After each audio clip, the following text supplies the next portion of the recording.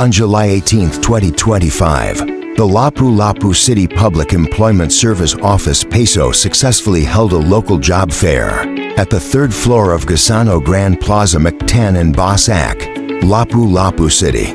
This initiative forms part of the city's continuous efforts to connect job seekers with local employment opportunities and government services.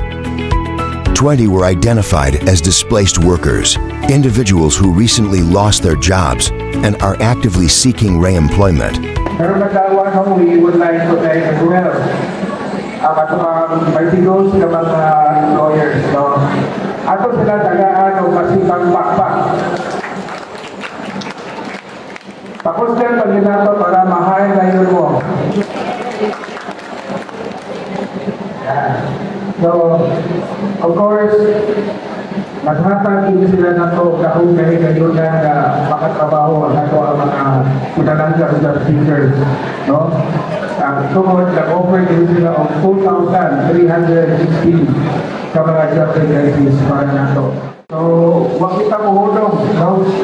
Nasili kita o kanang organize of job fair tungkol kay ang pangandoy sa ito ang pinalanggang Mayor Maria Cynthia Siniginsan o ni Congressman Ahong Chan na matang pamilya din sa Lapu-Lapu kinahanglan doon na rin trabaho.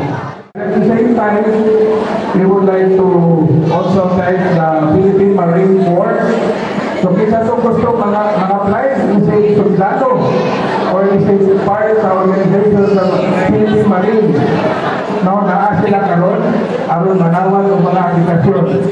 One of the major highlights of the event was the number of hired on-the-spot HOTS applicants, reaching a total of 184. This means 184 individuals were able to secure jobs immediately, a testament to the success and impact of the job fair in providing fast-tracked employment. In addition to job opportunities, government agencies were also present to extend their services. Notably, 59 applicants expressed interest and submitted their applications to the Philippine Marine Corps, reflecting the strong desire of our youth and job seekers to serve the country. Once again, our Honorable Mayor of Lapu-Lapu City, Juan Maria Cynthia Siniginsan.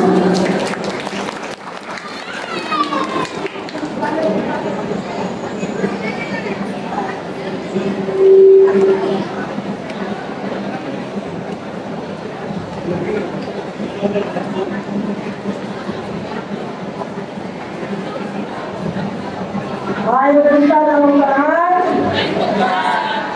Sa mga nagbilyan ha. Agayon na rin yung linya ha. Ayaw kong gawa sa yung linya na. Thank you then, promote, karon.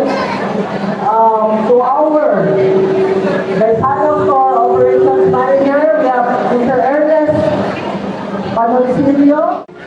Basket sa labor market update, second quarter of 2025. Isakra ang atong local job market.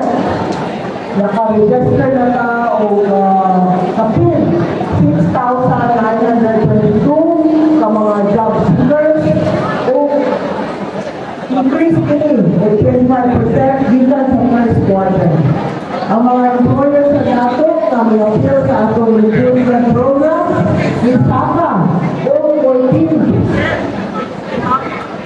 Samtang ang job vacancies sa register Isaka o 49%. So, meaning knowledge na atong sila is rising and full of opportunities. Kita karon ang Lapu-Lapu ang pinakadako o GDP, the gross national product, no? Atong 1.1%. Mas dako kini even sa president nasun, no? Also, we have our peso head, Mr. Kim Francisco, and also from representative from Dole, Mr. Arlene Hamoy. Sa mga usapang, may punta ng kanan to our dedicated partners sa Department of Labor and Employment, led by Regional Director Lord Guenafe,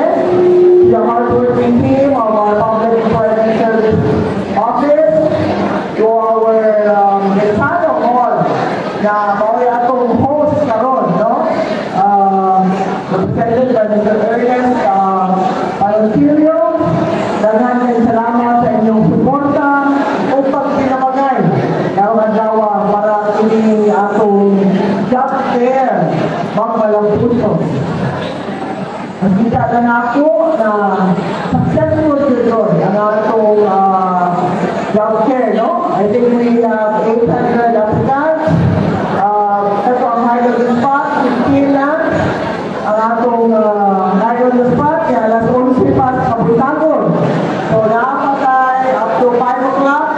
I'm sure dagan pa atong mapunan pati ang atong mga high on the spot, no?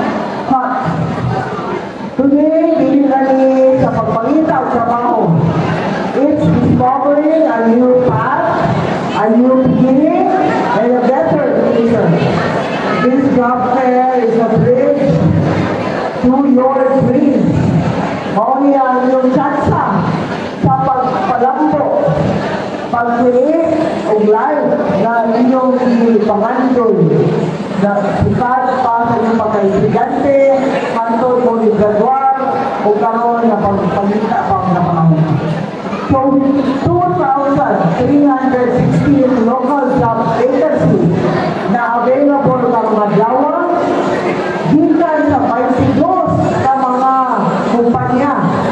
Thank you tayo sa atong mga stakeholders na nagkalain din ng mga kumpanya na nag-appeal sa atong job fair. No? 22 na kamo. Dako ang posibilidad na daghan sa inyo karon ang ma-hire on the spot. So, nagtungkol sa magdaghang oportunidad para sa job seekers o employers. So, sa panahon pa ako inyong congresswoman, daghan ako natabangan grabe sa libre TESDA skills training with MC2 certificate with allowance pa din. No? So, hindi lang akong ipag-sila o TESDA, but hindi bumalo graduate, ako pa yung in-coordinate with the TESDA office. So, before I end my message, let me leave with you this word. No matter how many times ang kinabuhi, mag-challenge ninyo, mag-knock down ninyo, never forget your dreams. Stand tall, rise again, and keep moving forward. Because your breakthrough might just be one step ahead. So, daghang salamat sa atong tanan, daghang salamat sa atong preso office, daghang salamat sa Grand Mall, daghang salamat Department of Labor and Employment, o sa inyong tanan, mga stakeholders nato. Ayaw kayo na gusto na itong mga kuwana, mga applicants, ha? Kagaya yung tawag mo trabaho. Okay, kamo ay may pag-iwak sa inyong paglaong, ha?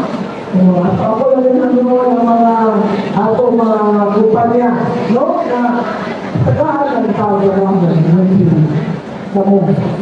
Thank you and good morning. The event was made possible through the collaboration of various employers, government partners, and PESO personnel who work together to ensure a smooth and impactful activity for everyone involved.